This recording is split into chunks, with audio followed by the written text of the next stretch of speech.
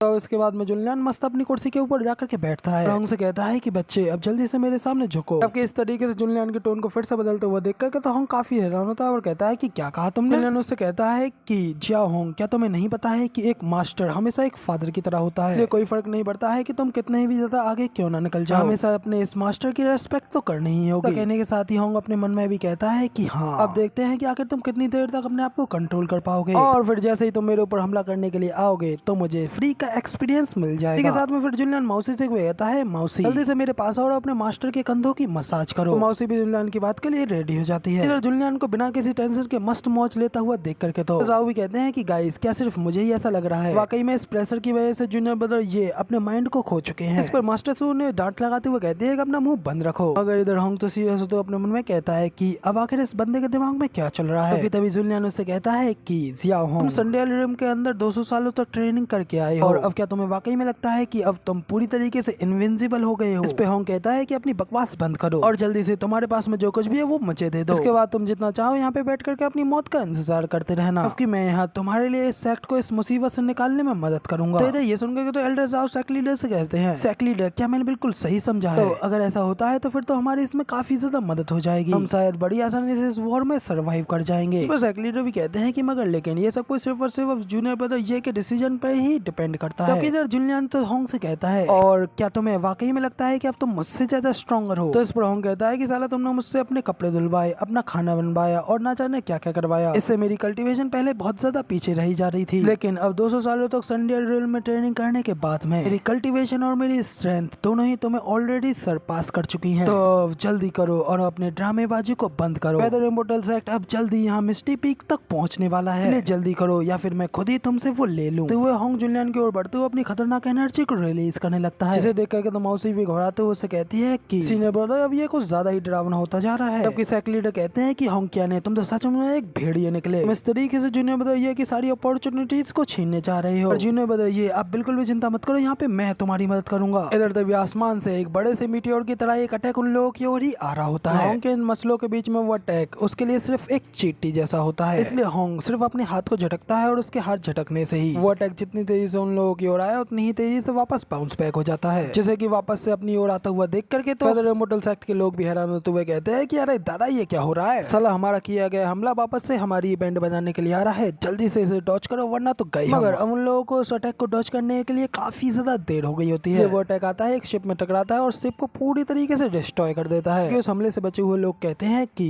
आखिर कौन है जो हमारे इस फाइट के बीच में इंटरफेयर कर रहा है, जल्दी से हमारे सामने और अपनी डेथ को फेस करो। इस पे तो होंग और भी ज्यादा भड़क जाता है और खुद उनके ऊपर हमला करने के लिए आगे जाते हुए कहता है कि अब ये कीड़े कुछ ज्यादा ही परेशान कर रहे हैं, पहले इन्हें ही निपटाता हूँ। रही बात ये जुलियन की, तो अब उसका और मेरा तो कोई मैच ही नहीं है, इसलिए अभी या फिर बाद में रिसोर्सेस तो मेरे ही होके रहेंगे। तो कहते ही होंग शू करते हुए बड़ी तेजी से उन लोगों के सामने आता है और उनसे कहता है, मैं ही हूँ वो जिसने की तुम्हारी बैंड बजाती, तो बताओ अब तुम मेरा क्या उखाड़ लोगे? फेदर इमोर्टल सेक्ट के लोग वहाँ पे होंग को इस तरीके से देखते हैं तो इधर वो भी भड़कते हुए कहते हैं कि एक छोटी सी वुमेन की इतनी ज्यादा हिम्मत जो हमारे सामने इतनी एरोगेंटली खड़ी है। हमें उस एल्डर के बारे में बताया जाता है जो कि फेदर इमोर्टल सेक्ट के इनर सेक्ट का एल्डर होता है। इसकी cultivation late body integration real में होती है। उसके पीछे से उसका एक बंदा भी कहता है कि एल्डर प्लीज मुझे इस वुमेन को उसकी जगह दिखाने दीजिए। तो इसी के साथ में फिर वो बंदा बड़ी तेजी से होंग के ऊपर अटैक करने के लिए आगे बढ़ता है और उससे कहता है कि अब तू मरेगी। जबकि इस पे होंग अपने सिर्फ एक हाथ को आगे बढ़ाता है और उससे अपनी एनर्जी को रिलीज करता है, जैसे कि वो बंदा वहीं पे होंग की ग्रीन फ्लेम के अंदर झुलसने लगता है। होंग उससे कहता है कि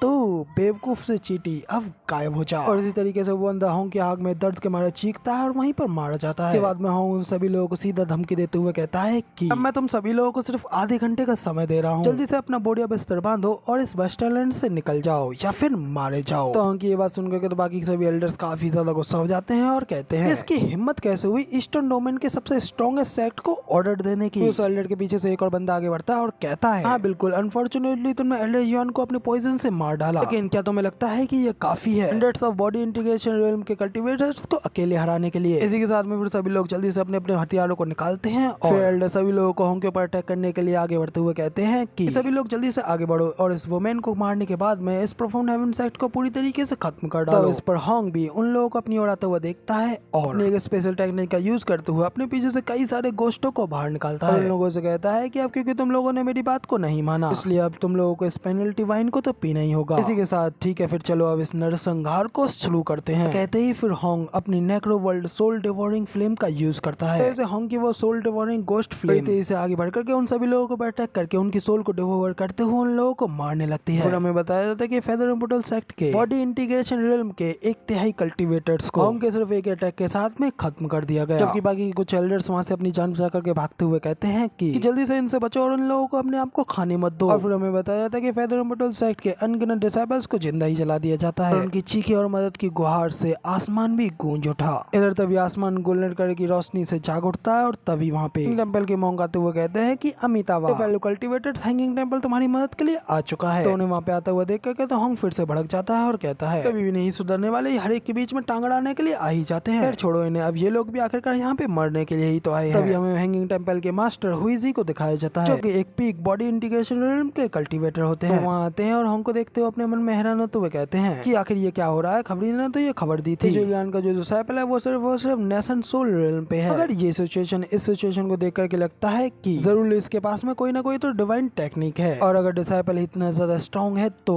आखिर उसका मास्टर कितना ज्यादा स्ट्रॉन्ग होगा। मगर खैर अब जब हम लोग यहाँ तक पहुंच गए हैं तो अब वापस जाने का कोई रास्ता ही नहीं है। साथ में वो सभी मॉन्क्स एक साथ आते हैं और एक फॉर्मेशन को तैयार करते हैं। जैसे उनके सामने एक बड़ा सा गोल्डन कलर का एनर्जी अटैक तैयार हो जाता है। वो लोग उससे हॉन्ग के ऊपर अटैक करते हुए कहते हैं कि डीमंस अब तुम्हारी बुराई यहाँ पे खत्म होती है। पर उन लोगों के अटैक को जवाब देने के लिए भी अपने एक पावरफुल से अटैक को चार्ज करता है और कहता है कि अब तुम लोग भी मरोगे। इसके साथ ही हम लोगों को दिखाया जाता है कि हॉन्ग का वो अटैक इतना ज्यादा पावरफुल होता है, वो उन सभी लोगों के उस सील्ड एनर्जी को डिस्ट्रॉय करते हुए उन लोगों के ऊपर अटैक करने के लिए आगे बढ़ता है, और वो अटैक डिवोरिंग गोस्टों में चेंज हो जाता है और उन लोगों की शील्ड की सारी एनर्जी को सोखने लगता है, जिसे देख करके वो सभी डिसाइपल्स तो हैरान होते हुए कहते हैं कि ये क्या हो रहा है, आखिर हमारी पवित्र सील इनकी फ्लेम को क्यों नहीं रोक पा रही। जबकि उनमें से तो कुछ की इतनी ज्यादा फट जाती है कि वो लोग घबराते हुए कहते हैं अमितावा होली मदर बुद्धा हम लोग आ रहे हैं। साथ में होंगे वो सोल डिवोरिंग फ्लेम गोस्ट। तेजी से आगे बढ़ते उन सभी में से कई सारे मॉन्क्स को मार डालते हैं, जिसे देख कर उनका अल्टर हुई भी हैरान होते हुए कहता है कि ये क्या, सिर्फ एक सिंगल अटैक के क्लैश के साथ मेरे यहाँ पर 10,000 एलाइट डिसाइपल्स मारे गए। मैन तो वाकई में एक डिजास्टर, एक तबाही है तबाही। और आखिर फेडरल इम्मॉर्टल सेक्ट ने ये किस तरीके के मॉन्स्टर को प्रोवोक कर दिया है। के बाद में फिर वो एल्डर खुद अपनी पावर्स को रिलीज करते हैं और हॉन्ग के ऊपर अपने एक बड़े से बुद्धा पाम के साथ में अटैक करते हुए कहते हैं तू कमीने डीमन, बुद्धा कभी तुझे माफ नहीं करेगा। के साथ ही वो बुद्धा पाम अटैक जैसे ही हॉन्ग के सामने आता है, फिर हॉन्ग भी अपने एक डीमन पाम का यूज करते हुए उस अटैक को वहीं पर रोक देता है और फिर उससे कहता है कि तो फिर मेरे सामने झुको और फिर मैं तुम्हें स्लॉटर कर दूंगा। के साथ ही हॉन्ग का वो डीमन क्लब बुद्धा के पाम को डिस्ट्रॉय करते हुए मॉन्ग के ऊपर अटैक करने के लिए आगे बढ़ने लगता है, जिसे देख करके तो मॉन्ग को अपने सामने साक्षात मौत दिखने लगती है और हॉन्ग का वो अटैक एक बड़े से मिटियोर की तरह मॉन्ग और उसके सभी डिसाइपल्स को एक ही बार में खत्म कर डालता है और वो सभी लोग वहाँ पे सिर्फ और सिर्फ चिल्लाते रह जाते हैं। इधर हॉन्ग एकदम कूल अंदाज के साथ में उन लोगों से कहता है कि अब अपनी असली जगह को पहचानो। हॉन्ग की इतनी ज्यादा टेरिफाइंग पावर्स को देख करके तो लीडर और एल्डर जाओ दोनों ही हैरान होते हुए जुलियन से कहते हैं कि जिन्हें बता ये तुम्हारे डिसाइपल का टैलेंट तो सच में बहुत ही ज्यादा टेरिफाइंग है। आखिर हमारा ये छोटा सा हेवनली सेक्ट इस तरीके के मॉन्स्टर को संभालने में काफी कैसे हो पाएगा। जबकि एल्डर जाओ तो कहते हैं कि साला ये कोई जंग थोड़ी ना थी, ये तो एक तरफ से मौत का नंगा नाच हो रहा था। आप एक डीमन वन साइड सभी लोगों को मारे जा रहा था। जबकि इधर मौसी भी खुशी के मारे हॉन्ग को शेयर करते हुए कहती है इन्हें बदल सच में बिल्कुल इनक्रेडिबल है। जुलियन भी हॉन्ग की ओर देखते हुए अपने मन में कहता है कि ये बंदा वाकई में सेकुलरिज्म से स्ट्रॉन्ग होकर के बाहर आया है। फिर चलो मैं अब इसे अपनी इनसाइड आइज के साथ में देख करके देखता हूँ। साथ में जैसे ही जुलियन अपनी इनसाइड आइज को एक्टिवेट करता है, जुलियन को किसी भी बंदे की रियल स्पेसिफिकेशन दिखाने में मदद करती है। इसी तरीके से हॉन्ग के स्पेसिफिकेशंस देखता है, जिसमें कि उसे बताया जाता है कि हॉन्ग का कल्टीवेशन लेवल है हाफ स्टेप